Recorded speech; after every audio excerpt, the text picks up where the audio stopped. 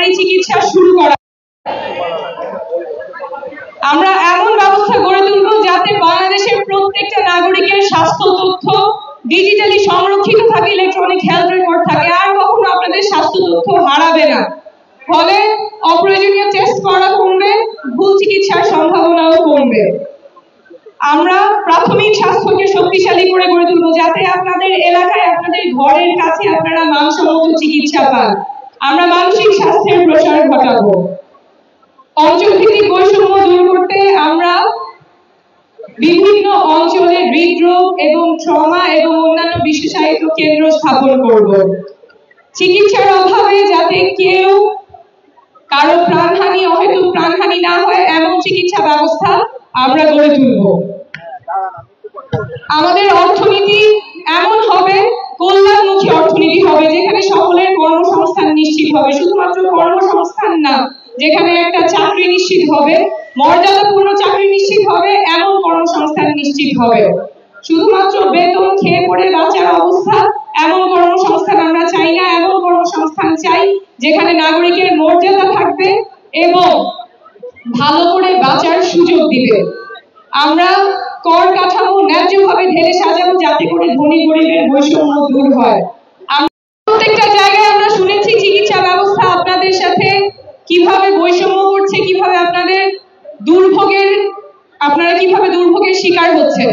আমরা এমন রাজনীতি করব যাতে করে বাংলাদেশের প্রত্যেকটা নাগরিক রাজনীতিতে সক্রিয় অংশগ্রহণ করতে পারে, প্রত্যেকটা তরুণ রাজনীতিতে সক্রিয় অংশগ্রহণ করতে পারে। আমরা বেশ করতে জুলাই পদযাত্রায় আমরা প্রত্যেকটা জেলায় দেখে এসেছি তরুণেরা কতখানি উচ্ছ্বাস, কতখানি উদ্দীপনা নিয়ে আমাদের সাথে যোগ দিয়েছেন। তারা ভাবছেন দেশের কথা, তারা স্বপ্ন দেখছেন দেশ পরিবর্তন হবে, তারা দেশটা পরিবর্তন করবে। কিন্তু বারবার আমরা শুনছি তরুণদেরকে হেয় করা হচ্ছে, ছোট করা হচ্ছে, তরুণরা দেশ নিয়ে বোঝে না, তারা পরিবর্তন আনতে পারবে না।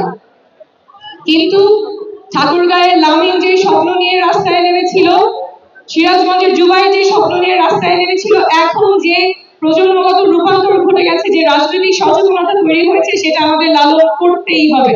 আমাদের তরুণ প্রজন্মকে আর আশাহত করা যাবে না, তাদের স্বপ্ন ভঙ্গ করা যাবে না, তাহলে জাতি আবার সংকটের মুখে পড়বে। তরুণদের স্বপ্ন লালন করতেই হবে এবং তরুণদের বাংলাদেশ নতুন বাংলাদেশ হবে। আমরা এমন রাজনীতি করব যাতে করে নারীরা সক্রিয় অংশগ্রহণ করতে পারে।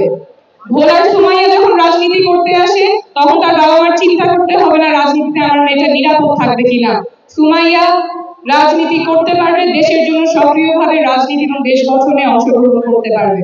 আমরা এমন রাজনীতি করব যেখানে আমাদের প্রবাসী ভাইয়েরা যারা দেশ গঠনে ভূমিকা রাখতে চান, যারা নির্বাচনে ভোট দিতে চান, তাদের সেই ব্যবস্থা আমরা নিশ্চিত করব। আমরা এমন রাজনীতি করব যেখানে সকল নাগরিকের অধিকার সংরক্ষিত থাকবে, সমুন্নত থাকবে। কোন দলের, কোন পক্ষের, কোন গোষ্ঠীর, কোন পরিবারের কাছে দেশের স্বার্থ আটকে থাকবে না। দেশ হবে সকল নাগরিকের, সেই রাজনীতি আমরা করব। সকলকে ধন্যবাদ।